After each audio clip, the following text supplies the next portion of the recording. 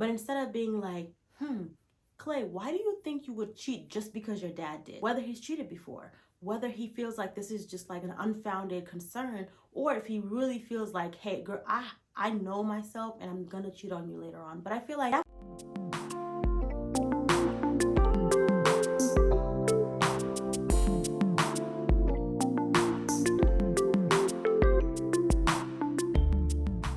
what's up, everybody, and welcome back to the Jeune, Maman podcast channel. I'm your host, Isa2, and today we're going to be talking about Love is Blind, Season 6, Episode 11. So to jump right into things, Episode 11 opens up with Alejandra and Sarah Ann pulling up to the party, the barbecue, whatever it is they're having, and it's super awkward. As soon as Sarah Ann pulls up, Laura removes herself from the situation because she does not want to interact with that girl.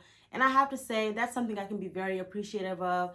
Remove yourself from the drama if you don't want to deal with these people. That's something that, that takes a level of maturity to just be like, you know what, I don't have to put up with this, so I'm going to remove myself. Sarah Ann and Laura do not get along. Laura has very good reasons. She has no respect for the girl, so there's no need to be around her and cause more drama than necessary. Which is a good point that I want to bring up because later on, Jeremy's like, well, can we just act civilized? I haven't seen Laura do anything uncivilized. She's just removing herself from the drama, and honestly, that's more than can be asked of her at this moment. Her fiance cheated on her. The girl he cheated on her with just pulled up. Like, it's okay for her to, take a step back and not deal with the drama. So that's something I definitely appreciate about Laura, even though there are very few things that I like about Laura. Next up, we have Chelsea and Trevor having a conversation. And I just want to say here, I think the conversation was fine. There's not much that I can say about it, really. Like I mentioned in my last video, it's unreasonable to think that this person you had feelings for 5 days ago, 10 days ago, is not going to be relevant in your life today when you meet them, especially for the first time in person. So that's not my problem. My problem is I know that Chelsea is probably going to bring this back up and say that Jimmy's conversation with Jessica was inappropriate or it made her feel uncomfy or whatever, when in reality her conversation with Trevor was about the same. I think those two conversations were very parallel. Both of them are wondering what if. They're wondering if they picked the other choice, what life would have been like. And I think that's very normal. So get it out your system, do what you need to do. I do think Chelsea was being a little bit more flirtatious than Jimmy was with Jessica, but that's neither here nor there. That's neither here nor there. That's what I wanted to say. I think overall they got, what was on their chest off, and they need to move on from this. Now, knowing what we know about Trevor, I was rolling my eyes through the whole scene because I think he's just so fake. Like, dude, you didn't even like her. You didn't love her.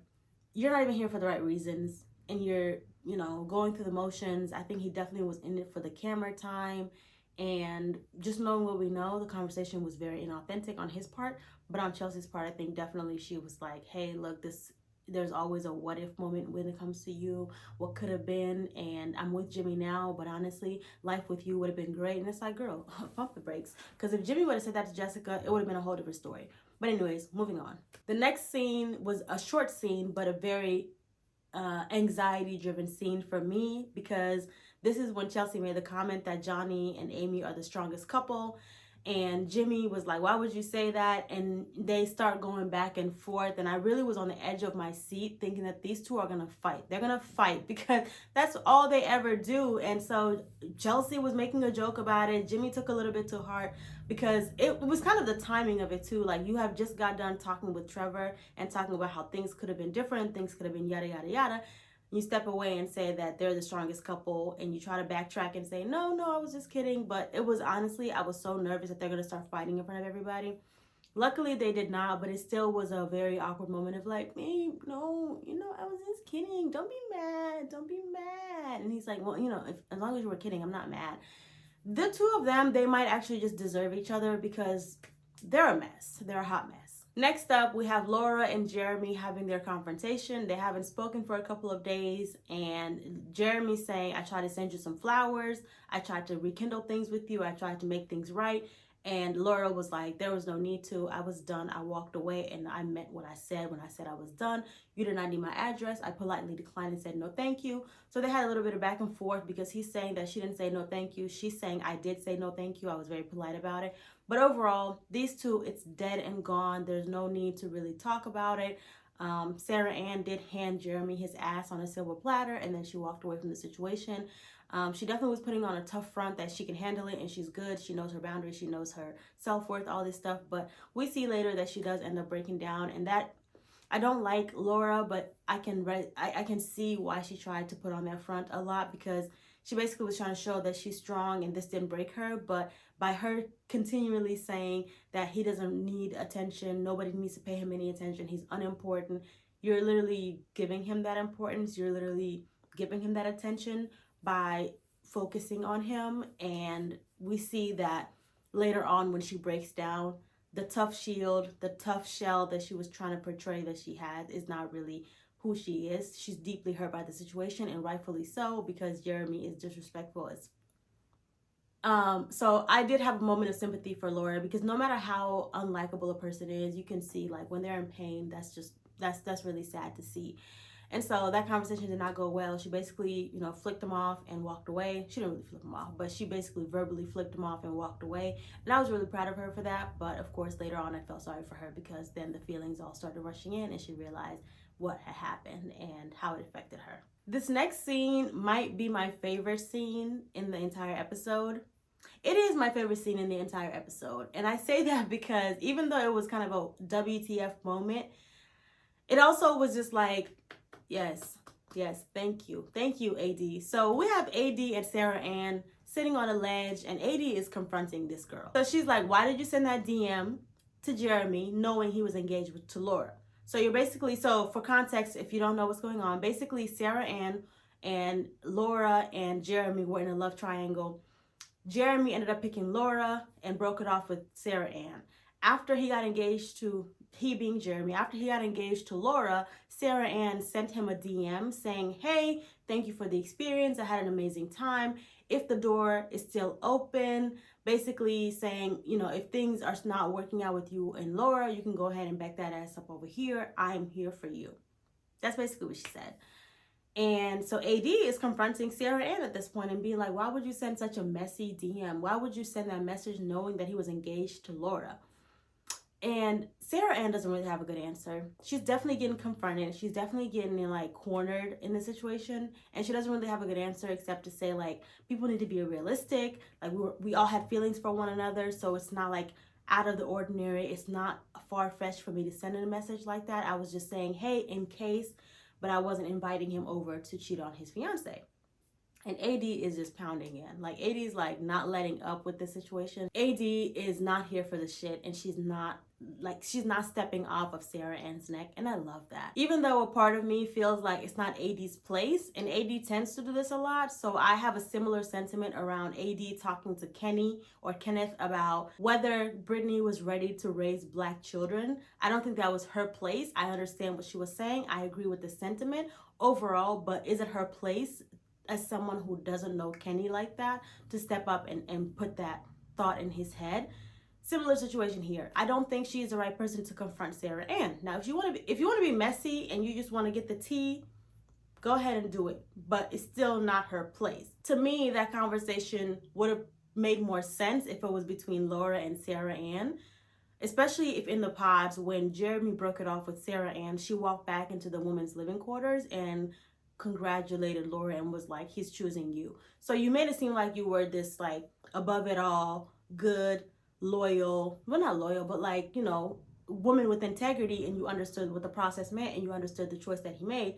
But then you went back and DM'd Jeremy and was like, hey, just in case there's a back door, if you want to come out of it and meet me outside. So I think that was a little bit hypocritical. But getting back on topic, I think AD, good questions that you ask. I love the questions. They were the right questions. I just don't know if you were the right person to ask it, and if it was in your place. Like, I didn't even see AD and Laura being that close. Maybe I missed it, but I guess there's just this girl camaraderie that they have going on. Like, she's a girl's girl, and I can appreciate that. But overall, I just don't know that it was her place, but I still loved it when it comes to TV. I think it was great TV. I really like that she called Sarah Ann on her bullshit.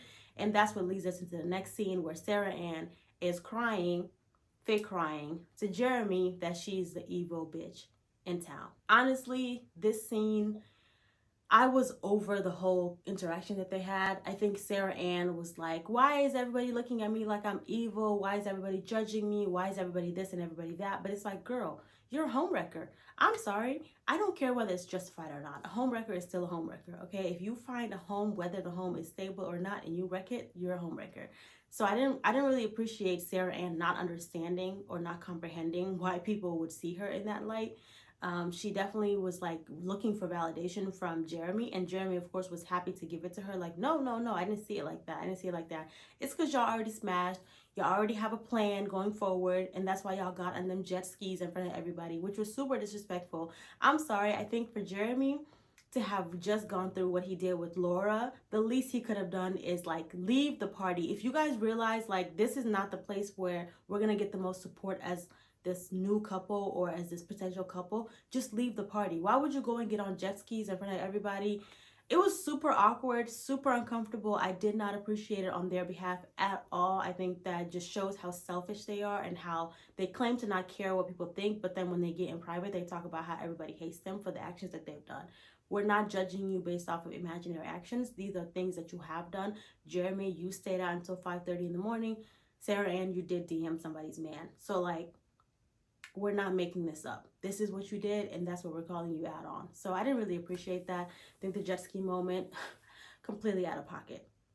There's the moment that I have in my notes, but I already talked about it. It's Laura being vulnerable and Laura crying. So I'm not gonna get deeper into that. I'm just gonna say, like, girl, good, cry it out, get it out your system, and move on. There's no need for you to dwell on this because Jeremy is not worth it. And then we get to the moment of the episode where I started watching on 1.5x.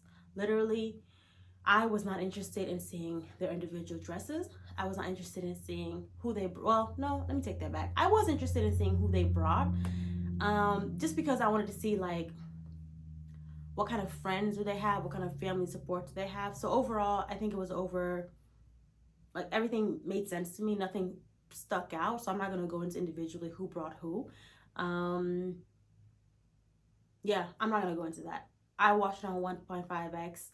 The dresses looked fine. The only thing that I remember was that Chelsea and Amy's dress looked very, very similar, and AD looked fire in her dress. That's what I remember from those scenes. Like, it was emotional, it was great, it was fine. Moving on.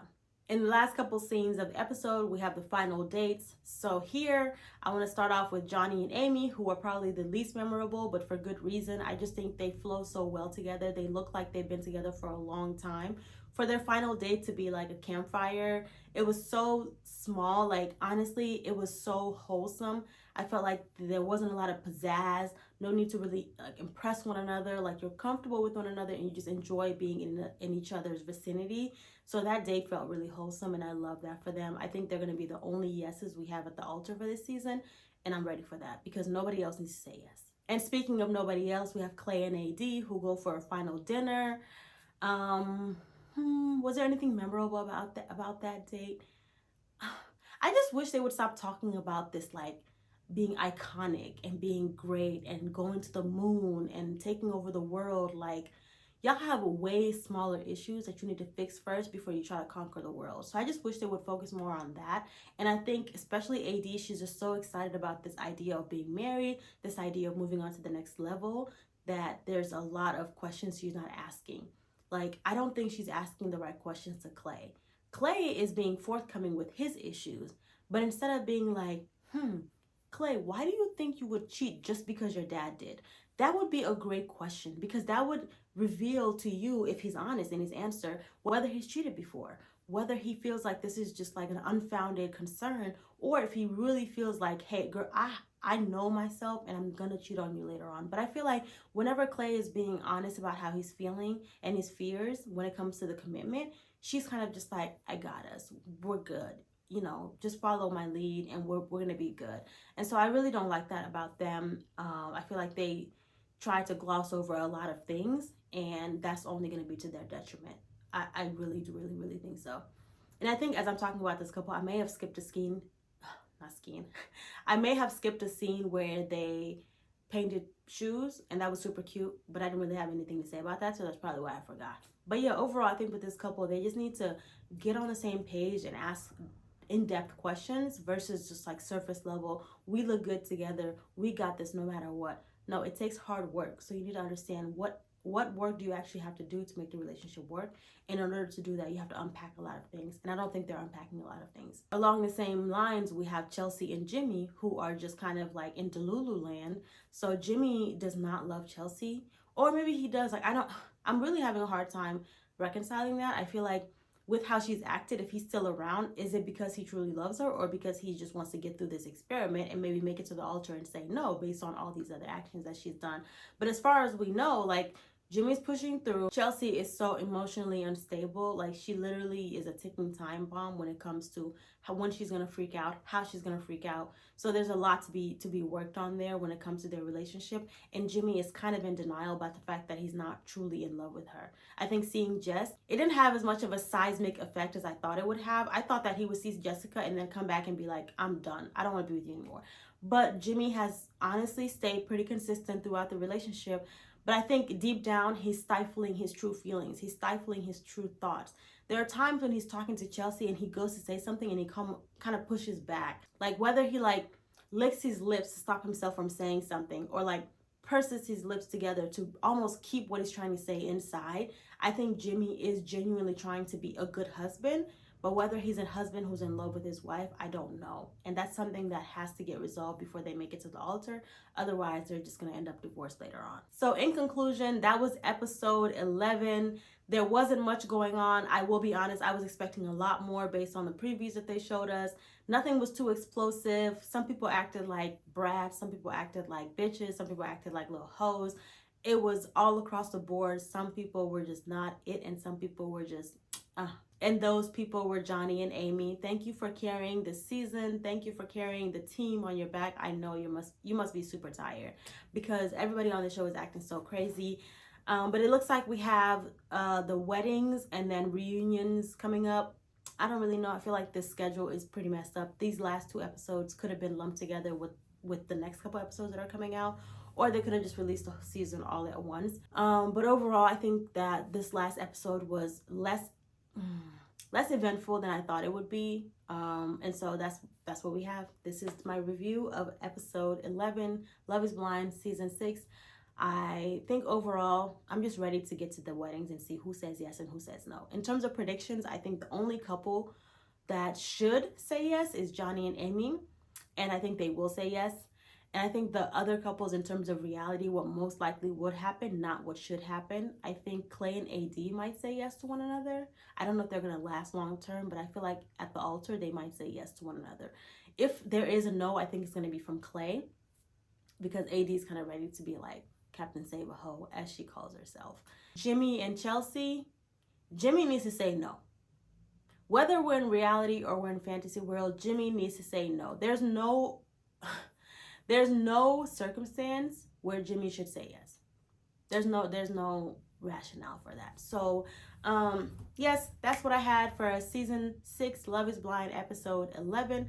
Thank you guys for rocking with me this far. If you enjoyed this video up until this point, make sure you like, comment, and subscribe, and I will see you in the next video.